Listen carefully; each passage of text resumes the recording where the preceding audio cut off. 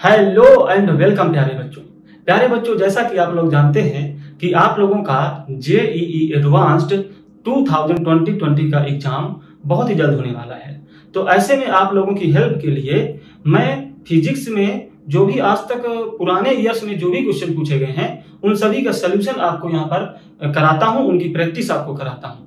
तो इसमें मैंने क्या किया है, मैंने एक पर्टिकुलर यूनिट लिया है और उस पर्टिकुलर यूनिट के अंतर्गत जो भी क्वेश्चंस पूछे गए हैं इधर 9-10 सालों के अंदर, उन सभी को मैं यहाँ पर कराने का काम करता हूँ। तो मैंने कल शुरू किया था ईरर से, जो कि सबसे पहला अपना यूनिट है। इसके बाद जब ईरर के क्वेश्चन खत्म हो जाएंगे तो नेक्स्ट यूनिट को उठाएंगे, फिर उसके क्वेश्चन खत्म करेंगे, इसके बाद नेक्स्ट यूनिट को उठाकर उसके क्वेश्चन खत्म करेंगे। इस तरह से हम धीरे धीरे पूरी फिजिक्स के क्वेश्चन को कर लेंगे। तो देखिए, कल हमने ईरर नामक चैप्टर शुरू किया था। इसमें हमने लगभग सारे क्वेश्चन कर लिए थे, लेकिन 2-3 क्वेश्चन रह गए हैं, तो उनको हम देख लेते हैं। देखिए, ये 2015 का क्वेश्चन है, तो इसको आप भी पढ़िए, मैं भी पढ़ता हूं, फिर हम लोग इसे मिलकर सॉल्व करेंगे। देखिए क्या लिखा है, consider a vernier callipers in which each 1 centimetre on the main scale is divided into 8 equal divisions and a screw gauge with 100 divisions on its circular scale. In the vernier calipers, 5 divisions of the vernier scale coincides with 4 divisions on the main scale, and in the screw gauge, 1 complete rotation of the circular scale moves it by 2 divisions on the linear scale. Then उसके बाद 4 options दिए हैं और उन 4 options में कुछ बातें बोली गई हैं। उन बातों के हिसाब से फिर हमें बताना है कि इनमें 4 ऑप्शंस में कौन कौन से सही होंगे, या एक ही सही होगा या एक से अधिक सही होंगे। ठीक है, तो देखते हैं। देखिए क्या है क्वेश्चन। यहाँ पे सबसे पहले जो क्वेश्चन में दी गई कुछ बातें हैं उनसे हम यहाँ पे कुछ रिजल्ट निकाल लेते हैं। जैसा कि उन्होंने बोला है कि एक वर्नियर कैलिपर्स है in which each 1 centimetre on the main scale is divided into 8 equal divisions. यानी कि जो वर्नियर स्केल का जो मेन स्केल है उसमें 1 सेंटीमीटर का जो डिस्टेंस है वो पूरे 8 इक्वल डिविजन्स में बटा हुआ है।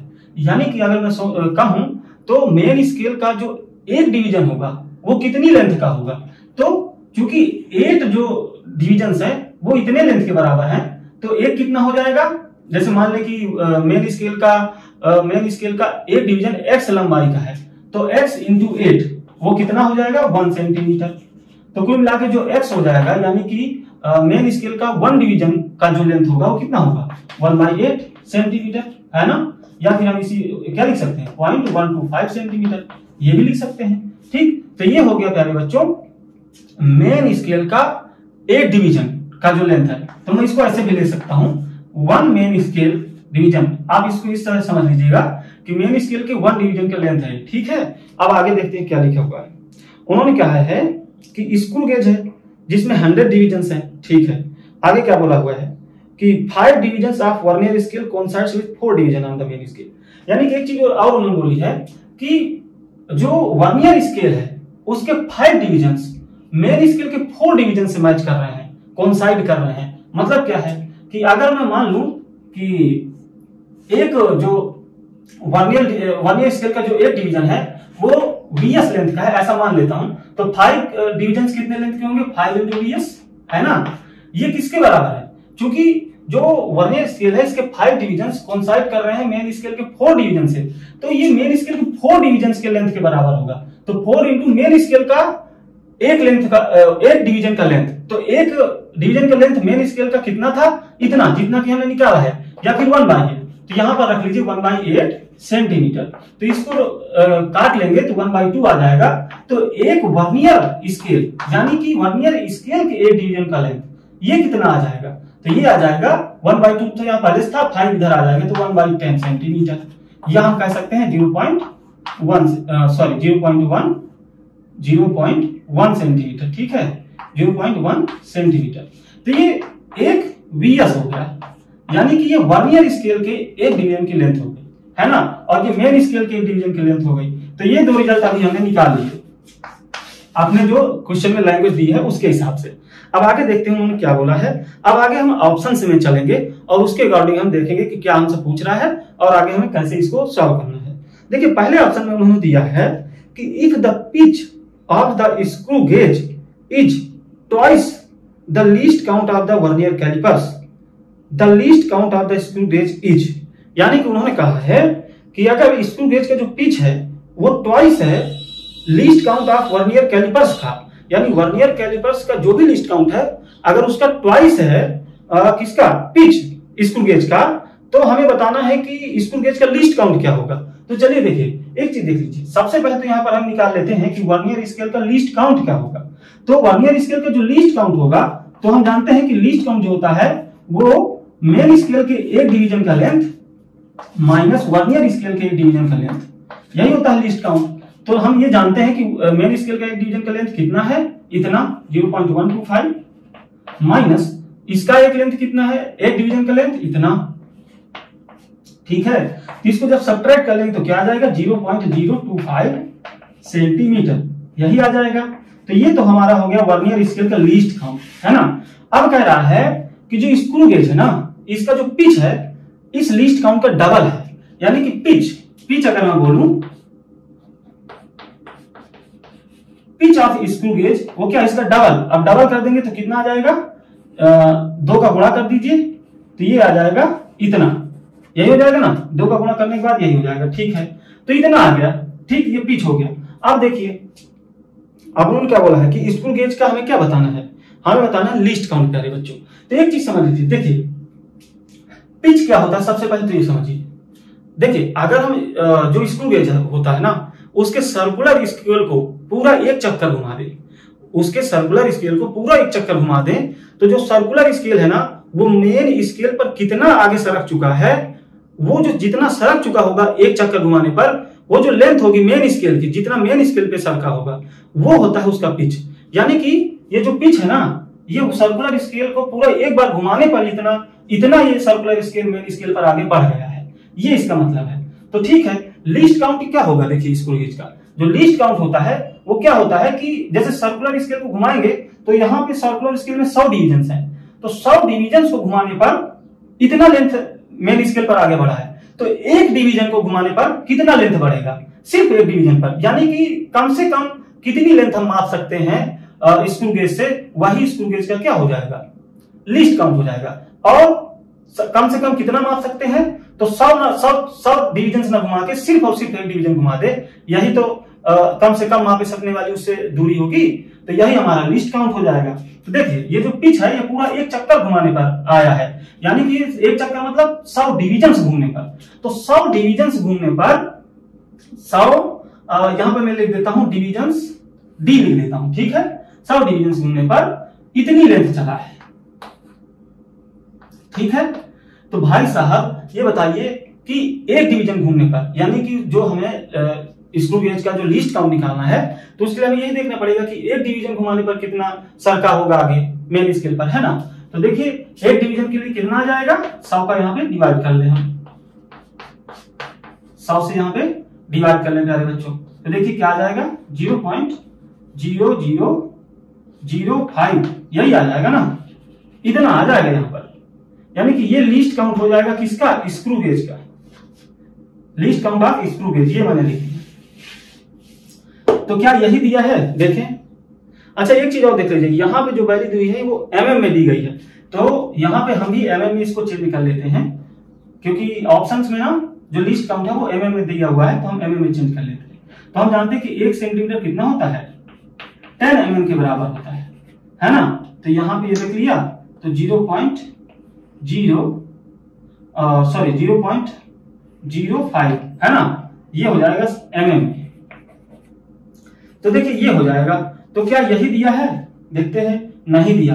पहले ऑप्शन में क्या दिया है 0.01, जबकि हमारा इतना आ रहा है, तो इसका मतलब पहला ऑप्शन क्या है, रॉन्ग है प्यारे बच्चों। देखिए दूसरे ऑप्शन में क्या लिखा है, दूसरे ऑप्शन में लिखा है if the pitch of the screw gauge is twice at the least of the least count of the vernier callipers, the least count of the screw gauge is 0.005 mm।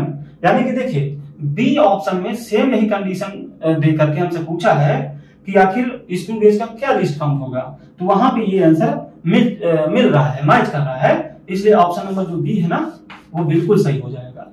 Option number A है वो गलत है, तो B option सही है। अब थोड़ा मैं इसको मिटा दूं ताकि सी और डी ऑप्शन को भी हम सॉल्व कर सकें, क्योंकि यहाँ पे जगह नहीं बची हुई है, तो मैं थोड़ा सा इसको मिटा देता, ठीक है।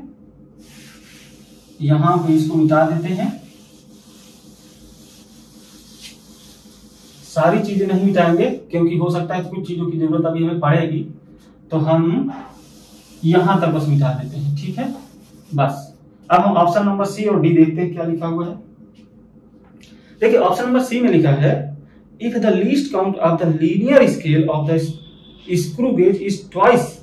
इस बार उन्होंने कहा है कि स्क्रू गेज के लीनियर स्केल का लीस्ट काउंट, यानी लीनियर स्केल के एक पार्ट की, एक डिवीजन की लेंथ, उसका लीनियर स्केल का लीस्ट काउंट हो जाएगा, है ना, ये आप समझिएगा। तो उन्होंने क्या बोला है कि if the least count of the linear scale of the screw gauge is twice the least count of the vernier callipers, यानी वर्नियर कैलिपर्स का जो लीस्ट काउंट है, तो जो स्क्रू गेज है उसका मेन स्केल का जो लीस्ट काउंट है वो इसका डबल है, यानी जो उसमें जो मेन स्केल होगा उसका, तो मेन स्केल का मैं यहां पे लिख देता हूं, main scale of screw gauge का एक डिवीजन कितना है, इसका डबल कितना, यानी 0.05 सेंटीमीटर्स, इसका डबल करेंगे तो इतना आ जाएगा, है ना, ये क्वेश्चन में बोला गया है। अब आगे देखिए क्या है, the least count of the screw gauge, इस बार हमें लीस्ट काउंट बताना है, इस बार इस कंडीशन के हिसाब से हम स्क्रू गेज का लीस्ट काउंट बताएंगे। तो एक चीज देखिए प्यारे बच्चों, यहाँ पे एक चीज समझिए, उन्हें क्वेश्चन में आगे सबसे पहले जो क्वेश्चन लिखा हुआ है उसमें लास्ट लाइन में उन्होंने लिखा है, क्या लिखा है, देखिए the screw gauge one complete rotation of circular scale moves it by 2 divisions, यानी कि एक पूरा रोटेशन अगर हम सर्कुलर स्केल को करा दें, एक पूरा रोटेशन मूव कर जाए अगर सर्कुलर स्केल, तो ये क्या होता है, ये 2 डिविजन्स मेन स्केल पर आगे सरक जाता है, 2 डिविजन्स। तो देखिए पूरा एक चक्कर घूमने पर मेन स्केल पर कितना आगे बढ़ता है, 2 डिविजन्स, है ना, तो ये तो एक डिवीजन की लेंथ हो गई, तो 2 डिविजन्स की कितनी लेंथ हो जाएगी, तो इसका भी डबल कर दो, 0.05 का डबल कितना हो जाएगा, ये कर देंगे तो कितना आ जाएगा 10, और ये इतना आ गया, इतना सेंटीमीटर आ गया, है ना, तो ये हो गया उसका पिच, ये क्या हो गया, ये पिच हो गया। पिच क्यों हो गया प्यारे बच्चों, क्योंकि ये पूरा एक सर्कुलर स्केल घुमाने पर, ये मेन स्केल पर उसके द्वारा सर की गई दूरी है। तो मैंने बोला कि पूरा एक चक्कर लगाने पर, पूरा 100 डिविजन्स घूम जाने के बाद जितना वो मेन स्केल पर सरक जाए वही उसका क्या होता है, पिच होता है। तो ये अभी उसका पिच हो गया, है ना। अब अगर एक पिच निकाल लिए हम, तो हम लिस्ट काउंट बहुत आसानी से निकाल सकते हैं। पिच का मतलब क्या है कि 100 डिविजन घूमने के बाद इतनी लेंथ सरका है, तो एक डिवीजन घूमने के बाद कितनी लेंथ सरक जाएगा, तो 100 से इसको क्या कर दें, डिवाइड कर दें, 0.1 को 100 से डिवाइड कर दें तो कितना आ जाएगा, यहाँ पे 0.001 सेंटीमीटर, ठीक है।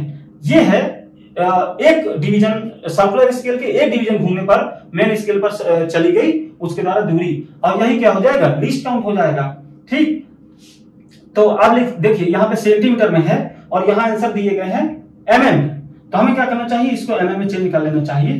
तो जैसे ही मैं mm में चेंज करूंगा तो कुल मिला के ये बन जाएगा इतना, ठीक। तो देखिए यहाँ पे जो सी ऑप्शन है ये बिल्कुल सही है, क्योंकि यहाँ पे इतना दिया भी गया है, तो सी ऑप्शन भी यहाँ पे सही है। और डी में क्या दिया गया है, डी में if the least count of the linear scale of the screw gauge is twice the least count of the vernier callipers, the least count of the screw gauge is 0.005 mm। देखिए यही condition दे करके फिर से list count निकाला है, और क्या निकाला है, 0.005 mm। तो जब इतना आया है तो इतना कैसे हो सकता है, इसलिए ये गलत है, यही सही है। तो कुल मिला के हम ऑप्शन नंबर बी और ऑप्शन नंबर सी यहाँ पे सही होंगे, और ऑप्शन नंबर ए और डी गलत होंगे। तो प्यारे बच्चों ये समझ में आया होगा। चलिए अब हम सॉल्व करते हैं नेक्स्ट क्वेश्चन। तो प्यारे बच्चों अब हम देखेंगे अगला क्वेश्चन। देखिए क्वेश्चन हम सब लोग पढ़ लेते हैं, ये 2016 का क्वेश्चन है और ये मोर देन 1 करेक्ट ऑप्शन है, यानी कि इसमें एक से अधिक ऑप्शन सही होंगे। तो चलिए देखिए क्वेश्चन को सबसे पहले पढ़ते हैं फिर इसको सॉल्व करते हैं। तो देखिए यहाँ क्या लिखा है, in an experiment to determine the acceleration due to gravity g, the formula used for the time period of a periodic motion is t। तो उन्होंने लिखा है, क्या लिखा है, t is equal 2 pi √7 capital R minus small r upon 5g। इस तरह से t के लिए उन्होंने एक एक्सप्रेशन लिख रखा है। आगे उन्होंने क्या बोला, the values of r and r measured to be 60 ± 1 यानी कि आर की जो वैल्यू उन्होंने नापी है 0 प्लस माइनस ये, और स्मॉल आर की जो वैल्यू मापी है वो 10 प्लस माइनस 1, ये उन्होंने मापा हुआ है। ठीक है, mm में है, ये mm में है। ठीक है, आगे बढ़ते हैं। In the 5 successive measurements the time period is found to be. तो यहाँ पे 5 सक्सेसिव मेजरमेंट किए जाते हैं और उनके अकॉर्डिंग टी की अलग अलग वैल्यूज प्राप्त होती हैं। और क्या प्राप्त होती हैं, तो देखिए यहाँ पे लिखा हुआ है, यहाँ से मैं भी लिखता हूं 0.52 सेकेंड, 0.56 सेकेंड, 0.57 सेकेंड और 0.54 सेकेंड और 0.59 सेकेंड। तो ये जो वैल्यूज हैं टाइम टी की, टाइम पीरियड की, वो प्राप्त की जाती हैं 5 सक्सेसिव मेजरमेंट्स में। अब आगे, the least count of the watch used for the measurement of time period is 0.01 second. जो भी वॉच इसको मापने के लिए, टाइम पीरियड को मापने के लिए यूज की जाती है, उसका लीस्ट काउंट वो 0.01 सेकेंड है, ऐसा भी बोला हुआ है। Which of the following statements are true. अब हमें बताना कि नीचे दिए गए कौन से स्टेटमेंट ट्रू होंगे। तो हम देख लेते हैं। सबसे पहले ऑप्शन नंबर ए में देखिए पूछा क्या गया है। ऑप्शन नंबर ए में पूछा हुआ है कि the error in the measurement of R is 10%। उन्होंने कहा कि आर के मेजरमेंट में जो एरर है वो 10% है, ऐसा उन्होंने बोला। अब हमें बताना है क्या ये सही है या गलत है। तो देखिए परसेंटेज एरर क्या है, dr by r into 100%, ये 10% है क्या, ऐसा उन्होंने पूछा हुआ है। देखिए ये क्या होगा, dr तो क्या है, r में मापन में जो त्रुटि है वो कितनी है, वो यहाँ पे बोला है 1, और r की वैल्यू उन्होंने बोला है 10 into 100%। तो जब इसको करेंगे तो 10% आ रहा है, इसका मतलब ये ऑप्शन क्या है, ये ऑप्शन तो सही हो गया। अब हम देखते हैं अगला क्या बोला हुआ है। The error in the measurement of T, T के मेजरमेंट में उन्होंने एरर पूछा हुआ है। अच्छा तो देखिए टी के मेजरमेंट में एरर कैसे निकालेंगे, परसेंटेज एरर पूछा है, हाँ परसेंटेज एरर पूछा हुआ है। ठीक है, तो dt अपॉन t into 100%, इसकी वैल्यू हमसे पूछा हुआ है प्यारे बच्चों। ठीक है, तो t देखिए, t तो हमारे पास इतने सारे हैं, तो हमें सबसे पहले तो एक t निकालना पड़ेगा। कैसे निकालेंगे, तो एग्जैक्ट जो t हम मानते हैं ना, जो t मानते हैं, जैसे हमारे पास 5 सक्सेसिव मेजरमेंट्स के दौरान इतने t मिले, ठीक, तो t की ट्री वैल्यू क्या हो सकती है, तो ट्री वैल्यू वो होती है कि हम जितने भी नंबर ऑफ एक्सपेरिमेंट्स किए हैं उनमें जो भी हमें जो वैल्यू प्राप्त हुई है उन सब का एवरेज निकाल ले, यानी इन सब का एवरेज निकाल लो तो उसकी t की ना एक ट्री वैल्यू मिलेगी, जो जिसको हम सबसे ज्यादा शुद्ध मानते हैं और उसी को हम ट्री वैल्यू मान लेते हैं। तो चलिए इसका निकाल लेते हैं, सबसे पहले एवरेज निकाल लेते हैं और उसी को हम मानेंगे कि वो t है हमारा। ठीक, प्लस 0.54 प्लस 0.59 डिवाइड बाई 1 2 3 4 5, तो यहाँ 5 से डिवाइड कर देंगे तो यहाँ एवरेज निकल जाएगा, है ना। अब देखिए इसको हम अगर ऐड करें और फिर इसको डिवाइड करें 5 से तो कितना आएगा, जरा इसके लिए कैलकुलेटर का यूज कर लीजिए, क्योंकि यहाँ पे हमारे पास समय है कम। ठीक है, समय कम है तो मैं कैलकुलेटर यूज कर लेता हूँ। 56 प्लस 0.57 प्लस 0.54 प्लस 0.59, 0.52, 0.56, 0.57, 0.54, 0.59 ये हमने ऐड कर लिया है। अब डिवाइड करना है 5 से, यानी मिल रहा है हमें, यहाँ मिल रहा है 0.556। ठीक, ये मिल रहा है। तो हम क्या करेंगे ना, इसको हम प्यारे बच्चों क्या लिख रहे हैं, अबाउट हम इसको लिख लेते हैं, या हम इसको क्या कर लें, इसका 5.6 मान लेते हैं, यही आएगा। ठीक है, क्योंकि इधर 6 है तो इसको एक बढ़ा लो यहाँ पे, तो ये इसकी हम ट्रू वैल्यू मान सकते हैं। ठीक, ये हम t मान लिए, ये t है, ये t हो गया। ठीक है, ये तो t हो गया।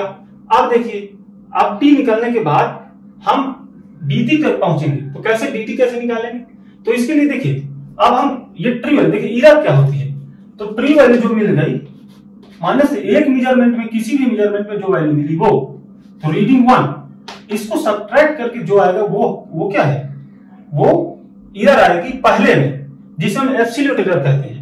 इसी तरह सभी के एरर्स निकालेंगे और उन एरर्स का जो एवरेज है वो निकालेंगे, तब हमें एग्जैक्टली जो सबसे एक्यूरेट, अब एरर के लिए एक्यूरेट शब्द अजीब सा लगता है, मतलब जो एरर हमें लेनी चाहिए सबसे सही तरीके से, वो फिर वो होगी। जैसे यहाँ पे अगर हम टी की वैल्यू निकालना चाहें तो टी की वैल्यू ना हम ये ले रहे हैं, ना ये ले रहे हैं, ना ये ले रहे हैं, ना ये ले रहे हैं, ना ये ले रहे हैं, जबकि ये सारी टी की ही वैल्यूज हैं। लेकिन हम टी के लिए सबसे शुद्धतम वैल्यू क्या ले सकते हैं, तो वो शुद्धतम वैल्यू होती है इन सबका एवरेज। इसीलिए इसके लिए इसमें क्या पॉसिबल एरर है उसको निकालने के लिए सबसे शुद्धतम तरीका क्या है कि सबसे शुद्धतम तरीके से जो हम बता सकें कि इतनी एरर इसमें पॉसिबल है। तो इसी तरह एरर्स का एवरेज निकाल के करेंगे। तो एवरेज कैसे निकालेंगे, ट्रू वैल्यू में से रेडियस को घटा करके एब्सोल्यूट एरर निकालेंगे, फिर उनके माध्यम से हम एवरेज आदि लेकर के हम डीटी तक पहुंचेंगे। तो सबसे पहले यहाँ पे 0.5 देखिए, 0.56 माने जो पहली रीडिंग है 0.52, उसको सब्ट्रैक्ट करें तो पहली वाली में जो एब्सोल्यूट एरर है वो निकल के आएगी। तो ये कितनी निकल के आएगी, 0.04 सेकेंड। ठीक है, इसको जरा आप इस साइड कर लीजिए, 0.4 सेकेंड। ठीक है, ये हो गया। इसी तरह से यहाँ पे 0.56 माइनस दूसरी वाली जो हमारी रीडिंग है ये 0.56, ये 0 आ गया, 0 सेकेंड। अब इसको 0.5 सेकेंड माइनस कहा 0.57, तो 0.01। अच्छा देखिए ये माइनस में आ रहा है ना, लेकिन हमें माइनस में नहीं लेना, हमें प्लस में ही लेना है। ठीक, क्योंकि जब हम एरर निकालेंगे तो हम सारी चीजें प्लस में ही लेकर करते हैं। ठीक है, प्लस में लेकर के और फिर उनका एवरेज लेते हैं। ऐसे नहीं कि प्लस माइनस को लेकर के जोड़ के फिर एवरेज निकालेंगे तो गलत आ जाएगा। तो यहाँ पे हमें प्लस ही लेना है। आगे हम देख लेते हैं 0.56 माइनस ये वाला 0.54 यानी 0.02 आ गया, और 0.56 माइनस 0.59 ये 0.3 आ गया, 0.3। माइनस प्लस में नहीं ले रहा, मैं सिर्फ प्लस प्लस ले रहा हूं, मैं बता रहा हूं सिर्फ प्लस की वैल्यू आपको लेना है। तो क्या क्या आ गया हमारे पास, देखिए 0.04, आगे सबका एवरेज भी लेना है। 0.04 प्लस अगले में क्या है 0 आया है, प्लस और अगले में 0.01 आया है, और अगले में क्या आया है, और अगले में 0.02 आया है, और अगले में 0.03। तो इन सबको ऐड करिए और डिवाइड करिए 5 से, 1 2 3 4 5, तो इन सबको 5 से डिवाइड कर लीजिए।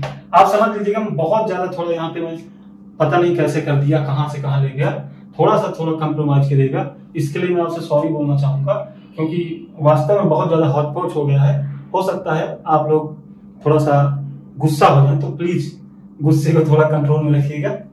अब इनको ऐड कर लीजिए, 0.4 0.5 हो गया, 0.7 हो गया, ये हो गया 0.1 हो गया, तो कुल मिला के 0.1 हो गया। ये देखिए ना 0.1 हो गया, 3 2 1 6 4, तो 10 यानी 0.1 डिवाइड बाई 5। ठीक, अब इसको क्या करेंगे तो 0.2, तो 0.02 ये आ जाएगा, ये हो जाएगा यहाँ पे 0.02 सेकेंड। तो dt आ गया 0.02 सेकेंड और t इतना आ गया। ठीक, तो अब हम इसको निकालेंगे, यहाँ पे रखो 0.202 और 0.56 इंटू 100%। इसको सॉल्व करिए और देखिए क्या आंसर आता है। ठीक है, तो हो गया 2/56 इंटू 100%। ठीक, और इसको कर एक बार काट सकते हैं तो ये 28 आ जाएगा, और इसको यहां से अब ये आ गया 100% अपॉन 28। ठीक है, तो जरा इसको सब काटिए, 2 से काट लीजिए तो 50, और इसको 2 से काट लीजिए तो 14, और काटिए तो 2 से 25 और ये 7, तो 25/7%। इसको थोड़ा और सॉल्व कर लीजिए। मैं बता रहा हूँ थोड़ा बहुत ज्यादा हौच पौच हो गया, पता नहीं कहां से फिर मैं गया, थोड़ा कंप्रोमाइज करिएगा प्लीज। ठीक है, इसका अगला पार्ट अभी और है जिसमें हमें डी नंबर में हमसे पूछा है कुछ और, तो उसको हम इसको मिटा करके बिल्कुल साफ साफ सॉल्व करेंगे। तो यहाँ पर इतना थोड़ा कंप्रोमाइज कर लीजिए। देखिए इसको और आगे सॉल्व कर लीजिए, कितना आ गया, ये 3 टाइम्स जाएगा, 7 3 21, फिर 4 बचेगा 40, 7 15 35, और फिर 4 बचेगा तो 5 बच जाएगा, तो 7 6 42 7 7 49, 3.57 और आगे कुछ आएगा, लेकिन ये आ जाएगा जो कि हमें लगभग यही वैल्यू आएगी। तो हम देख लेते हैं कि क्या हमें यहाँ पे दिया हुआ है। हाँ, 3.57% दिया हुआ है, इसलिए जो सेकंड ऑप्शन है वो भी सही है। यहाँ पे देखिए सेकंड ऑप्शन भी यहाँ पे सही है। और फोर्थ ऑप्शन में बोला है कि टी में जो परसेंटेज है वो 2% है, तो टी में परसेंटेज इतनी है तो 2 कैसे हो सकती है? अब इतनी है तो ये वाला सही है, ये वाला गलत है, तो थर्ड ऑप्शन गलत है। ठीक है, थर्ड ऑप्शन गलत है। अब हम फोर्थ ऑप्शन देखते हैं इसमें क्या दिया हुआ है।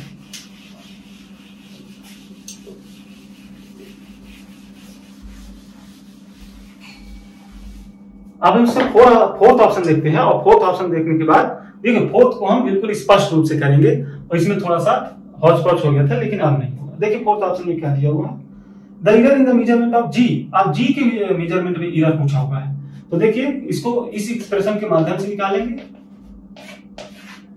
क्या दिया हुआ है, 7r-r/5g, ये दिया हुआ है ना। तो चलिए इसको कैसे निकालेंगे, तो इसको सबसे पहले तो हम एक काम करते हैं, इसका स्क्वायर कर लेते हैं।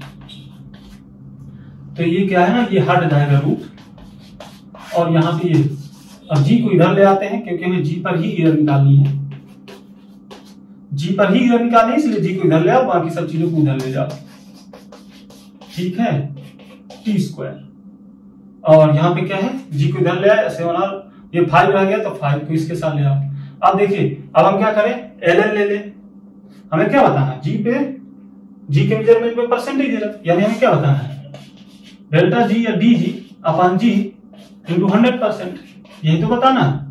तो इसके लिए हम क्या करेंगे, एल लेके डिफरेंशिएट कर लेते हैं। ठीक है, तो हम कर लेते हैं, हम थोड़ा सा डायरेक्ट करेंगे क्योंकि टाइम कम है हमारे पास, तो ठीक है डिफरेंशिएट करेंगे तो ये आ जाएगा, एल लेकर जब डिफरेंशिएट करेंगे तो ये आ जाएगा।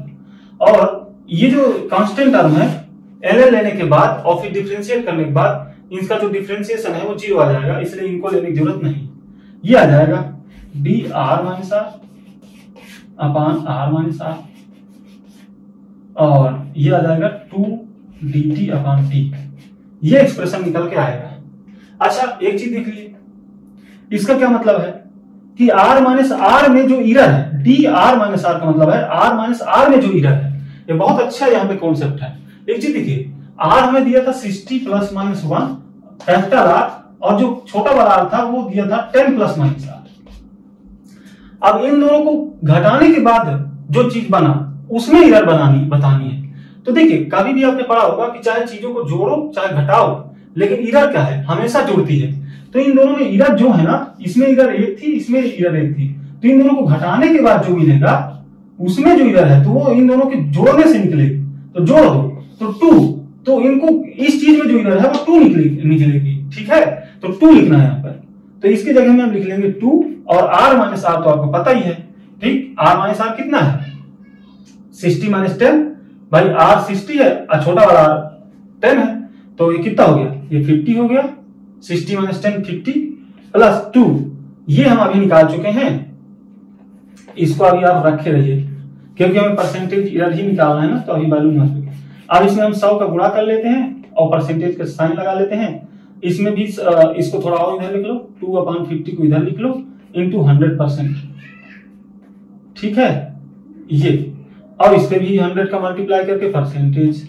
अब ये चीज हमें पता है, ये हमने अभी निकाली है 3.57% अभी हमने निकाली है। ठीक है, तो इसको यहाँ रख देंगे और यहाँ पे सारी वैल्यूज पता है, तो अब आंसर निकल जाएगा। देखिए इसको कैंसिल आउट कर लीजिए, 25 और 25 से 4 टाइम चला जाएगा, तो ये हो गया 4, ये हो गया 4 यहाँ पे, तो कितना हो गया dg/g इंटू 100%। ये चौक भी खत्म हो आई है हमारी, ये ठीक है। तो यहाँ पे तो ये 4% आ गया, और यहाँ पे 2 इंटू इसके जगह पे क्या लिख देंगे, ये 3.57%, यही हो जाएगा ना। अब जरा देखिए 4% प्लस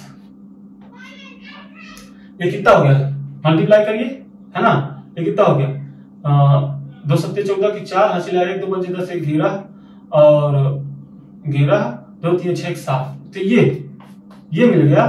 अब इसको अगर करूं तो ऐड करूंगा तो कितना 11.14%, ठीक, जो कि अबाउट 11% ही होगा। तो यहाँ पे जो आंसर है डी नंबर वो भी हम सही मानेंगे, ठीक है। तो कुल मिला के ये ऑप्शन नंबर डी भी सही होगा, ठीक है, क्योंकि अबाउट पर ही हम चल रहे हैं। यहाँ पे 5 के आगे भी कुछ आ रहा था लेकिन अबाउट में हम ऐसा लिए, तो यहाँ पे भी अबाउट वैल्यूज ही हमें ट्रू मान के चल रही है, ठीक है। ये नहीं कि जेड जब ये देता इसी को सही मानना है, इसको भी आपको सही मानना है, ठीक है।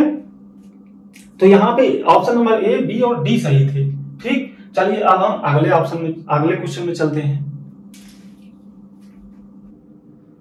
तो चलिए बच्चों अब हम सॉल्व करते हैं अगला क्वेश्चन। ये क्वेश्चन है 2019 का क्वेश्चन है ना। ये जो क्वेश्चन है प्यारे बच्चों, ये क्वेश्चन है जेईई एडवांस्ड 2019 का क्वेश्चन। तो देखिए प्यारे बच्चों क्या है क्वेश्चन, आप भी पढ़िए हम भी पढ़ते हैं, फिर दोनों लोग इसे मिलकर हम सॉल्व कर लेंगे। तो क्या है प्यारे बच्चों question, an optical length has 1.5 metre long scale having 4 equal divisions on each centimetre. While measuring the focal length of a convex lens, the lens is kept at 75 centimeter mark of the scale and the object pin is kept at 45 centimeter mark. The image of the object pin on the other side of the lens overlaps with the image pin that is kept at 135 centimeter mark. In this experiment, the percentage error in the measurement of the focal length of the lens is अच्छा। तो देखिए यहाँ पे कुछ चीज बोली गई है कि यहाँ पे एक ऑप्टिकल बेंच है, उसमें एक स्केल लगी हुई है, ठीक, और वो जो स्केल है ना, उस स्केल में 1 सेंटीमीटर के लेंथ में 4 इक्वल डिविजन्स हैं, 4 इक्वल डिविजन्स है ना। तो कुल मिला के उसमें 4 इक्वल डिविजन्स लेंथ, जो 4 डिविजन्स हैं उनकी जो लेंथ होगी वो 1 सेंटीमीटर है। तो एक डिवीजन की लेंथ कितनी हो जाएगी 1/4। तो कुल मिला के ये क्या हो जाएगा, ये उसका लीस्ट काउंट हो जाएगा उस स्केल का। या मैं कहूं कि अगर मैं उस स्केल से किसी डिस्टेंस को मापूंगा तो उसमें इतनी इरर होने की, उस डिस्टेंस में इतनी इरर होने की संभावना होगी प्यारे बच्चों, ठीक है। तो ये लीस्ट काउंट कहो या किसी डिस्टेंस को नापने में उस स्केल द्वारा उस डिस्टेंस में इतनी इरर कहो, है ना। तो ठीक है, अब आगे देखते हैं क्या है।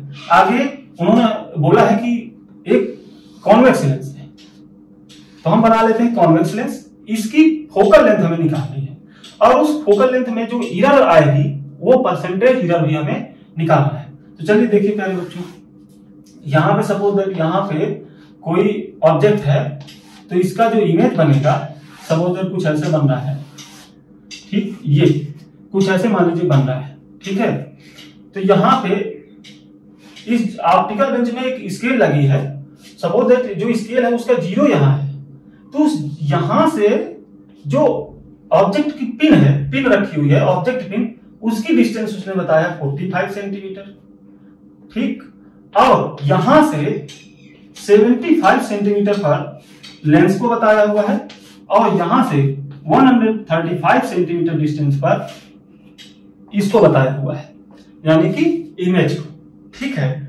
अब इस डाटा के हिसाब से हमें इसकी फोकल लेंथ निकालकर उसमें परसेंटेज इरर निकालनी है, ठीक प्यारे बच्चों। तो एक चीज यहां पर सबसे पहले ध्यान दीजिए, ये जो डिस्टेंसेस मापी गई है वो इस स्केल से मापी गई, तो इस स्केल में इरर होने की भी संभावना तो है इतनी, हर एक डिस्टेंस में इतनी इरर होने की भी तो संभावना रहेगी, है ना, क्योंकि ये उसका लिस्ट काउंट है, ठीक। तो हमें इतना इतना लिखना थोड़ा सा अनुचित है। इसमें हमें किसी भी, जो हम कोई भी मेजरमेंट करेंगे ना, कोई भी रीडिंग लेते हैं, तो हम हमेशा उसको इरर के साथ ही बताते हैं, तभी शुद्ध वैल्यू हमारी मानी जाती है।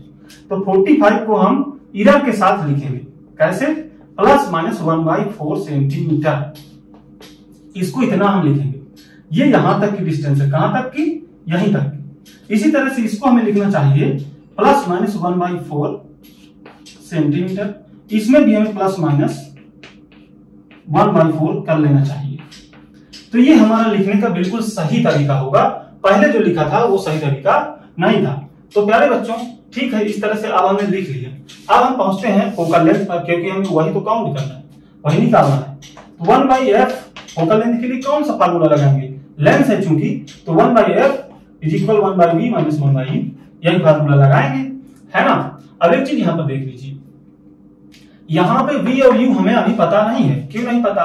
क्योंकि v तो क्या होता है, लेंस से इमेज की डिस्टेंस, और जो u होता है लेंस से ऑब्जेक्ट की डिस्टेंस। जबकि ये लेंस से नहीं दी गई है, ये यहाँ मेन स्केल के 0 से दी गई है, ठीक है ना। तो हमें लेंस से निकालना पड़ेगा। तो हम क्या करें, अगर हमें ऑब्जेक्ट चाहिए कि ये लेंस से कितनी डिस्टेंस पर है, तो हम ये डिस्टेंस से इसको घटा दें तो ये निकल जाएगा, है ना। तो चलिए इससे इसको घटा लीजिए तो u पता चलेगा। तो u कितना होगा, इससे इसको घटा लें तो देखिए 75 में से 45 घटाइए तो 30। और अब यहाँ पे ईरर क्या लिखेंगे, तो जब भी ईरर को चाहे हम दो लेंथ को जोड़ें या फिर हम घटाएं, लेकिन ईरर क्या होती है, ईरर तो हमेशा ही जुड़ती है, ये आपको पता होगा। तो ईरर हमको जोड़ना पड़ेगा, यानी 1/4 प्लस 1/4 यानी कि 1/2। तो कुल मिला के यहाँ पे 1/2 हो जाएगा, ये हो जाएगा 30 प्लस माइनस 1/2 सेंटीमीटर, ये u हो जाएगा। और इसी तरह से v निकालें, तो अब इसमें से इसको घटा लें तो इतना निकल जाएगा, यानी v।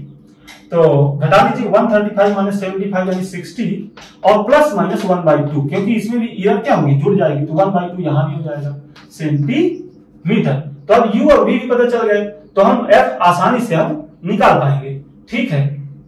तो चलिए f ही पहले निकाल लेते हैं।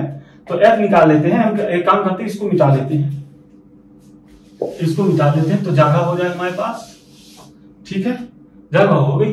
अब देखिए यहाँ पे इस फार्मूले पे ये वैल्यू रख करके हम पहले फोकल लेंथ निकाल लेते हैं। तो 1/f इज इक्वल्स v की जगह हम क्या रखेंगे 60 माइनस, और माइनस माइनस का प्लस हो जाएगा, क्योंकि u हमें माइनस में लेना पड़ेगा, क्योंकि ये जो लेंस है ना, लेंस की इधर वाली जो डिस्टेंसेस हैं वो पॉजिटिव लेनी चाहिए, और लेंस की इधर वाली जो डिस्टेंस है वो हम नेगेटिव लेंगे। इसलिए नेगेटिव लेंगे u को तो माइनस माइनस प्लस हो जाएगा। तो यहाँ -30 लेंगे तो माइनस माइनस प्लस हो जाएगा, यहाँ 30 आ जाएगा।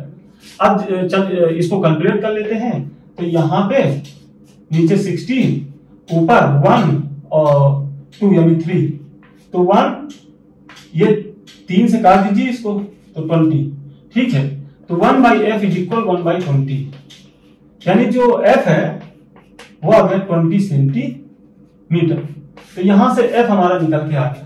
लेकिन हमें बताना क्या है, हमें f हमें परसेंटेज एरर बतानी है। तो परसेंटेज एरर निकालने के लिए हम क्या करें, ये जो फार्मूला है ना, इसको हमें डिफरेंशिएट करना पड़ेगा। तो चलिए डिफरेंशिएट कर लेते हैं। चलिए डिफरेंशिएट करिए तो क्या आएगा, -df/f। मैं इसको डिफरेंशिएट कर रहा हूं, ध्यान दीजिएगा इस इक्वेशन को, -dv/v और माइनस माइनस प्लस du/u, क्योंकि यहां माइनस आएगा जब हम डिफरेंशिएट करेंगे तो एक और माइनस आएगा, तो इस माइनस के साथ वो पॉजिटिव बन जाएगा यहाँ पे, ठीक। और पॉजिटिव बने चाहे ना बने, हमें पॉजिटिव लेना ही लेना है, क्योंकि जब भी हम ईरर निकालते हैं ना, किसी भी चीज में परसेंटेज ईरर निकालते हैं, तो हम हमेशा क्या करते हैं, मैक्सिमम परसेंटेज ईरर या मैक्सिमम ईरर निकालने की कोशिश करते हैं। इसलिए हम माइनस नहीं लेते, हम सब जगह प्लस ही प्लस लेते हैं। तो यहां भी हमें प्लस ही लेना है, यहां भी हमें प्लस ही लेना पड़ेगा। तो हमें ये इक्वेशन हमें लेनी है। तो चलिए प्यारे बच्चों, अच्छा सॉरी, यहाँ पे जो है स्क्वायर भी आएंगे, यहाँ स्क्वायर भी आएंगे, जब हम इसको डिफरेंशिएट करेंगे तो यहाँ स्क्वायर भी आएंगे, ठीक है। चलिए अब ये हो गया हमारे पास एक्सप्रेशन। अब हम क्या करेंगे, देखिए f में परसेंटेज एरर क्या होगी, f में परसेंटेज एरर होगी df/f इंटू 100%, यही तो होगी f में परसेंटेज एरर। तो हम यही एक्सप्रेशन यहाँ लाने की कोशिश करेंगे। तो चलिए मैं थोड़ा इस फिगर को भी यहाँ पे एक काम करते हैं, इस फिगर को हम मिटा देते हैं ताकि जगह हो जाए। अब आपने देख तो लिया ही होगा, है ना। अब देखिए यहाँ पे ये होगा। अब हम क्या करेंगे, df/f, सिर्फ इतना बचाएंगे, यहाँ पे एक f और होगा क्योंकि f स्क्वायर है, तो एक f को हम उधर ले जाएं, dv/v² plus du/u² into f, ये कर लिया जाए। तो ये मिल गया। अब इसमें 100% का मल्टीप्लाई कर ले तो हमारा जो एक्सप्रेशन है वो मिल जाएगा, है ना। तो इसमें df इंटू f इंटू 100%, ठीक। तो इधर भी हम 100% का मल्टीप्लाई करेंगे, 100% इसमें भी और 100% इसमें भी, ठीक। और इस पूरे के मल्टीप्लाई में अभी f भी है, ये अभी याद रखना है आपको, f भी है। तो तो यहाँ पे मैं बाहर लिखे दे रहा हूँ, आप जरा समझ लीजिएगा कि वो पूरे की मल्टीप्लाई में अभी है। ठीक, अब यही चीज तो हमें निकालना है, यानी एफ में परसेंटेज इरर ही तो निकालना है। तो इधर अब हम वैल्यूज रख दें तो हमारा आंसर निकल जाएगा। तो निकाल लीजिए, तो बी में इरर है, डीबी क्या है, बी में इरर, तो बी में इरर, तो बी में कितनी इरर हो सकती है, 1/2 की। तो कुल मिला के यहाँ हमें 1/2 लिख लेना है। तो मैं कर लेता हूँ d/f × 100%। इसकी वैल्यू हम निकाल रहे थे, ठीक है। इधर हम रखेंगे dv की जगह में क्या है 1/2 और b की जगह में 60, तो b स्क्वायर क्या हो जाएगा, 60 का स्क्वायर 3600 और ये कितना हो गया 100% प्लस du क्या है, u में इरर, तो u में कितनी इरर हो सकती है 1/2 की, तो यहाँ 1/2 और यहाँ u स्क्वायर यानी 30 का स्क्वायर यानी 900 इंटू 100%। और यहाँ बाहर अभी क्या है, बाहर अभी f भी है, इसको भी मिटा लेते हैं, इसको भी हम मिटा ही लेते हैं क्योंकि जगह ही नहीं है। तो यहाँ भी f है, ठीक है। चलिए अब जरा इसको सॉल्व करते हैं। तो यहाँ से 2 जीरो से यहाँ 2 जीरो कट गए, यहाँ 2 जीरो से यहाँ 2 जीरो कट गए। अब देखिए क्या बन रहा है, अब अगर f की वैल्यू भी हम अंदर ले लें, f क्या है 20, f को भी अंदर ले लिया जाए तो ये क्या बन जाएगा, f का इसमें इंटू होगा तो 2 से 2 कैंसिल, तो ये बन जाएगा, देखिए क्या बन जाएगा, यहाँ पे कुल मिला के 10 बन जाएगा और नीचे 36 बन जाएगा परसेंट, प्लस यहाँ पे भी 10 बन जाएगा और यहाँ पे 9%, ये बन जाएगा। ठीक, अब हम इसको सॉल्व कर ले, और तो 36, मेरे पास चौक खत्म हो गई है, 36, अब यहाँ पे 10 आ जाएगा प्लस 9 चौक 40, ये हो गया इतना परसेंट। ठीक, जरा मैं चाक लेके रहता हूं।